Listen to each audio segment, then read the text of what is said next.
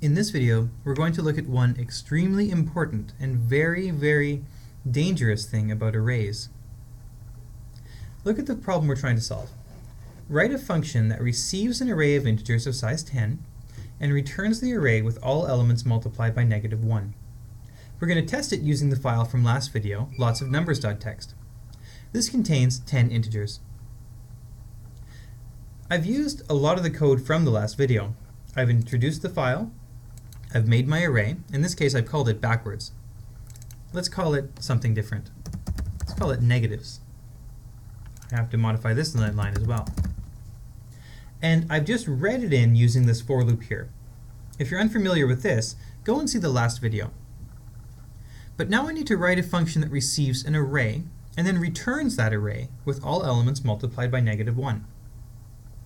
In C and C++, you do not use the return statement to return an array. Arrays are always passed in by reference, but you don't need to explicitly pass them in by reference. This is a very confusing concept, so let's just write that function and see what happens. This function should be returning an array, but remember we can't use the return statement to return an array, so it's going to be a void function. I'm going to call it make negative, and it receives an array of integers of size 10, int, and now I can name it something else. So I'm going to call it AR,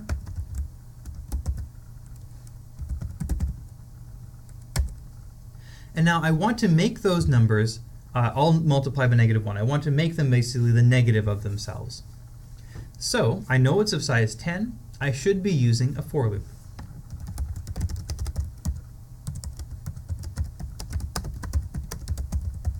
This is the basic way to traverse an array. Again, if you're not familiar with this, please go and see the last video. And now it's going to be AR of I equals negative AR of I. Now, I don't have a return statement.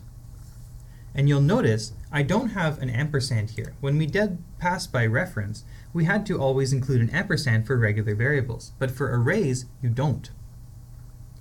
Arrays are always passed in by reference. In fact, there's no way to pass them by value. As a result, I've modified array, or AR in this case, inside of my function, and it will stay modified. Let's take a look. In main, I'm first going to begin by printing out my array. I want to print it out normally with spaces in between so I can show you what it looks like once we've run the function. So again, I use a for loop.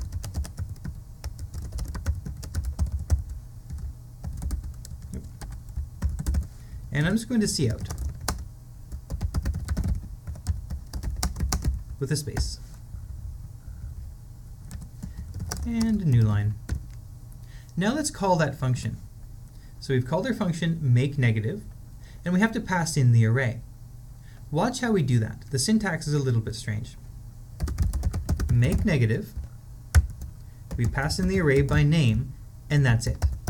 We do not indicate to the compiler that it's an array by giving any square brackets. Now let's print it again. Because I'm just doing this for loop, I'm going to copy and paste. Let's see what happens.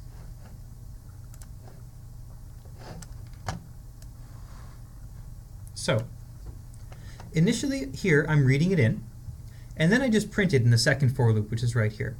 And this is what we see on the very first line, 1 through 10. Then I call my function. Remember, it's void, but it takes in my array. In that function, I'm modifying my array by making the elements negative. There's no return because the array is already passed in by reference. And then if I print it out again, I get the negatives. A lot happened in this video. I'd like to review a couple of very important syntax points. The first one is when you're passing in an array to a function, you have to give it the square brackets. There is a shortcut in which you don't actually have to tell the compiler how large the array is, but we're going to avoid that shortcut for now. Then I can use my array just like it would be a regular array in main. There's nothing different because functions really are just little subprograms. but I do not ever return an array. It won't work.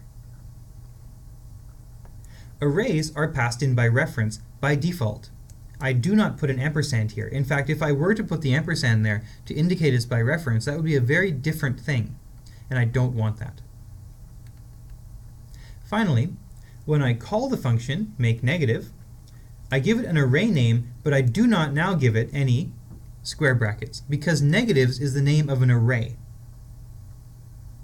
Finally, when I print it, I see everything is in fact negative, which means that in fact, yes, the array was sent by reference. There's a lot in this video. I'd like you to watch it several times in order to understand it fully.